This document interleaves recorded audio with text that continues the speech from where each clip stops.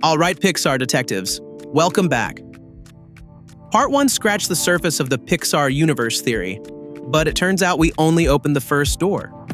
If you thought the Pizza Planet truck and By and Large were the biggest clues, just wait. Pixar has been hiding even crazier connections in plain sight. Ratatouille's hidden mutation. Okay, let's talk about Ratatouille for a second. On the surface, it's this fun little story about a rat who just wants to cook. Sweet, right? But hold up, Remy isn't just a clever rat. He's reading cookbooks, mixing flavors like a pro, and somehow controlling a full-grown man by pulling his hair. That's not normal rat behavior. Here's where the theory kicks in. Remy might actually be proof that animals in the Pixar world are evolving way faster than we realize. Think about it, Doug from Up isn't smart just because of the collar. That thing only translates what's already in his head, and Doug has a lot going on up there. Same with Marlin and Dory in Finding Nemo. They don't just act like fish, they deal with memory, grief, and friendship like humans do. So maybe Remy isn't a one-off. Maybe Pixar's been showing us a world where animals are slowly catching up to humans in terms of intelligence. And if that's true, it totally explains why, after people disappear, the next big societies we see are run by cars, bugs, and even toys. Remy whipping up Ratatouille might look like dinner, but it could be evolution at work. Okay, if you're still here, you're probably into this stuff, which is great. So be sure to hit that like and subscribe. All right, back to the video. Turning Red and the Super Mutation. Okay, so Turning Red looks like a fun coming-of-age story about a teenager who turns into a giant red panda whenever she gets too emotional. Cute metaphor for puberty, right? But hang on a second. What if it's more than that? Think about May's transformation. It's more than just a quirky family curse. She has insane strength, crazy reflexes, and she's basically indestructible when she's in panda mode. That sounds a lot less like a spiritual gift and a lot more like the first signs of superhuman mutation. Now connect the dots. Years later in the timeline, we get The Incredibles, a world full of supers with powers that nobody really explains. What if May's panda powers are part of the same evolutionary thread? Her family could be one of the first lines to carry unstable genes that eventually spread into society, creating people like Frozone and Elastigirl. It would also explain why the government in The Incredibles seems so familiar with supers. Maybe they've been tracking these genetic anomalies for decades. May wasn't just a kid with a furry problem. She could be the opening chapter of Pixar's superhero age. Elemental as Pixar's origin story. Let's rewind way back to the beginning. Elemental feels like a colorful love story between Ember and Wade. But if you look at it differently, it might actually be Pixar showing us the very first stage of their universe. In that world, life isn't human, animal, or machine. It is fire, water, earth, and air. Each element already has feelings, families, and communities.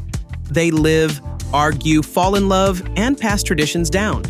That means consciousness existed long before people were even around. Now think about how often Pixar shows non-human things having minds of their own. Toys, cars, emotions, even souls. Elemental could be the root of all of that. It is the origin point where the idea of life energy started. Over time, those elements could have evolved into plants, animals, and eventually humans.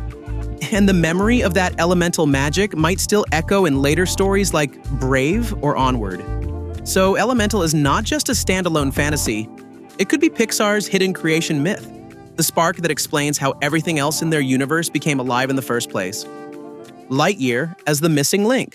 When Lightyear came out, Pixar said it was the movie Andy watched that made him want a Buzz Lightyear toy. Fun idea, but what if it is more than that? What if Lightyear actually belongs inside the Pixar timeline? Think about it. The technology in that movie is insanely advanced. Star Command has faster-than-light travel, robots, and entire colonies on other planets. That's way beyond anything we see in The Incredibles or Turning Red, but it also lines up perfectly with where humanity was heading before everything collapsed in WALL-E. Here's the theory. Lightyear shows us the peak of human progress. This is the age when humans were reaching for the stars, building machines like Socks the Robot Cat, and laying the groundwork for the super corporations like By and Large. But instead of leading to a bright future, all that tech spiraled out of control. Colonies failed, humanity lost its footing, and Earth ended up trashed. So while Andy thought he was watching a cool sci-fi flick, we might actually be seeing a dramatized version of real history inside the Pixar universe. And if that is true, Lightyear could be the hidden missing link between the world of supers and the downfall of Earth. Brave and the time loop theory. Everyone remembers Brave for Merida, her bow, and that whole change your fate storyline. But there's something strange about this movie compared to other Pixar films. It feels like it doesn't sit anywhere in the timeline. No futuristic tech, no familiar brands, no by and large signs hiding in the background. It is just different. Here is the theory. Brave takes place outside of time itself. The Will-o'-the-Wisps are not just magical lights guiding Merida through the forest. They are portals, little rips in reality that can bend time and space. That would explain how the witch pops in and out of her workshop at will, and why her magic seems to leave echoes across the rest of the Pixar world. If that is true, Brave is not simply a story set in the medieval past. It is happening in a time loop, in a dimension where magic bleeds into every other Pixar movie. That would make it the bridge between the primal magic of Elemental and the advanced technology of Lightyear and Wall-E. So instead of being the odd one out, Brave might actually be the glue. A reminder that magic never left the Pixar universe. It just changed form. The Good Dinosaur and the alternate timeline.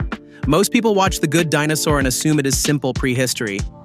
Dinosaurs survive, humans are still primitive, and that is that. But when you line it up with the rest of Pixar's universe, it feels a little off. In this story, the asteroid never hits Earth. The dinosaurs keep evolving, farming, talking, and building families. Humans show up too, but they are the odd ones out, not the dominant species. That already puts this movie in a weird spot. Here is the theory. The Good Dinosaur is not prehistory at all. It is a splinter timeline. A branch where the asteroid missed and evolution took a totally different path. That would explain why animals in later Pixar movies seem so close to human-level intelligence. They might be carrying echoes of that alternate history, where creatures like Arlo developed speech, culture, and complex emotions. If that is true, Pixar is not showing us one clean timeline. They are showing us a multiverse, different versions of Earth, some ruled by dinosaurs, some by humans, and eventually some by machines. The Good Dinosaur is less a story about the past and more a glimpse into one of those alternate possibilities. Coco and the soul recycling theory. Coco feels like a beautiful, self-contained story about family and memory. But if you look closer, it may hold one of the biggest keys to understanding how the Pixar universe works. In the land of the dead, souls keep living as long as they are remembered. When the memory fades, the soul disappears completely. But here's the strange part. Where does that energy go? It doesn't vanish into nothing. It recycles. Now think back to Soul and the Great Before. New personalities are constantly being created, assigned, and sent to Earth. What if the disappearing souls in Coco are the raw energy being fed back into that system? The dead fade, the energy resets, and new souls are born. This would also explain why toys, cars, and even emotions in Inside Out have consciousness. They are all drawing from the same pool of recycled energy. Every time a soul story ends, a new story begins, sometimes in unexpected forms. So while Coco looks like a heartwarming tale about family, it might secretly be Pixar revealing how the entire cycle of life, death, and rebirth fuels their connected universe. Inside Out and the Consciousness Network. When you watch Inside Out, it feels like a clever way of showing how emotions control our lives. Joy, sadness, anger, all running the show inside Riley's head. But here's a crazy thought. What if this is bigger than just one girl's brain? Look closely. Each person in that movie has the exact same kind of emotional control center. It's like every human comes pre-installed with the same operating system. That raises the question, who built it? Here's the theory. The emotions in Inside Out are not just metaphors. They are fragments of the same universal energy we saw in Soul and Monsters, Inc. They are literally the software of life. And if every person has the same design, that suggests there's a single network connecting everyone's minds, like a hidden internet of emotions. That would explain how memories and energy in Pixar's universe don't just vanish. They move, recycle, and get shared. So Inside Out might not just be a clever story about feelings. It could be Pixar's way of showing us the invisible system that makes their entire connected world possible. Luca and the First Mutations. So Luca seems like this chill little summer story about two kids who just want to ride Vespas and eat pasta. Cute, right? But then you remember, oh yeah, they're actually sea monsters. Not only that, but they can completely transform into humans the second they step out of the water. That's not just a fun gimmick. That feels like Pixar slipping in the first signs of mutation. Think about it. Later on, we meet Supers in The Incredibles and May turning into a giant panda and turning red. Luca might be showing us where that all started. Early humans with weird, unstable genetics that let them live in two worlds at once. And the wild part? The villagers already know about them. They tell stories, they keep harpoons ready, like this is normal. Which means these creatures have been around for ages. So yeah, you can watch Luca as a sweet summer adventure. Or you can see it as Pixar's sneaky way of saying, hey, humanity's been mutating way before you realized. Onward and the Lost Magic. On the surface, Onward is just a road trip movie with elves, spells, and a van named Guinevere. But if you listen closely, the whole story is actually about what happens when magic disappears. The world we see in Onward used to be full of wizards, dragons, and enchanted artifacts. Then technology came along, light bulbs, cars, video games, and little by little, people stopped using magic because tech was easier. Sound familiar? That's literally the same pattern we see later with By and Large. Convenience wins and something powerful gets left behind. Here's the theory. Onward is showing us the earliest stage of the Pixar timeline when magic was still real.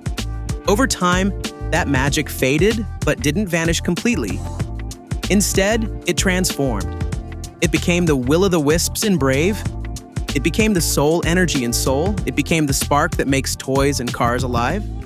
So when Ian and Barley go on their quest, they're not just bringing their dad back. They're reminding us that magic is still in the Pixar universe, hiding under all the tech and waiting to show up again when the story needs it. WALL-E and the Rise of the Cars. We all know WALL-E is about humanity trashing Earth and floating off into space. But there's a weird jump in the timeline. At some point, humans vanish and suddenly the planet is run by cars with personalities. How does that even happen? Here's the theory. The same By and Large tech that built WALL-E robots also created self-driving, self-learning cars. They were made to serve humans, drive them around, and think for themselves. But when people left the planet, the machines kept evolving. Over time, the cars didn't just drive. They inherited human energy, the same spark we see in toys and emotions. That is how we get Lightning McQueen and Mater running their own society, which means Cars is the direct sequel to WALL-E. Machines picking up where humans left off. Toy Story 4 and Forky's Big Question. So, Toy Story 4 gave us one of the weirdest characters in Pixar history. Forky, a spork with googly eyes taped on that suddenly comes alive. He's constantly asking, why am I alive? And honestly, same. But here's the thing. Forky might actually be one of the biggest clues to how Pixar's universe works. Up until now, toys gained life because they were carefully built, loved, and played with. Woody, Buzz, Jessie, all official, manufactured characters. But Forky? He's literal trash, thrown together by a kid, and somehow he's alive. That raises the big question. What's powering him? Here's the theory. Forky proves that it isn't about the toy itself. It's about the belief and the energy that a child pours into it. That belief activates the same mysterious life force we see in Soul, Inside Out, and even the spark that powers Cars and Bugs. In other words, Forky is proof that consciousness in the Pixar universe can be created instantly, even out of junk, as long as there's enough human energy behind it.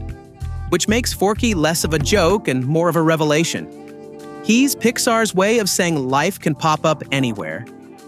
Up in The Secret of the Balloons, everyone remembers Up for the House floating away with thousands of balloons. Cute visual, right? But let's think about it. Real balloons could never lift a whole house. So how does Carl's stunt actually work in the Pixar world? Here's the theory. The balloons aren't just rubber and helium. they are tapping into the same mysterious life force we've seen across other Pixar movies. Remember, objects in this universe don't stay just objects. Toys talk, cars have personalities, and Forky comes alive from trash.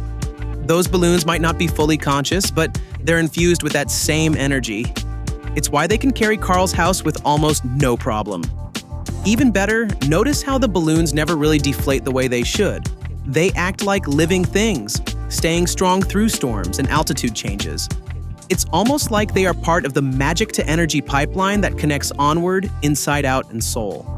So Carl's house floating to Paradise Falls is proof that even everyday objects in Pixar's world can channel the strange energy that gives life to the entire universe. If you enjoyed this, I'd greatly appreciate it if you could like and subscribe. I'll be posting a lot more videos here, so give us a comment on what you'd like to see next. Thanks for watching, and see you next time.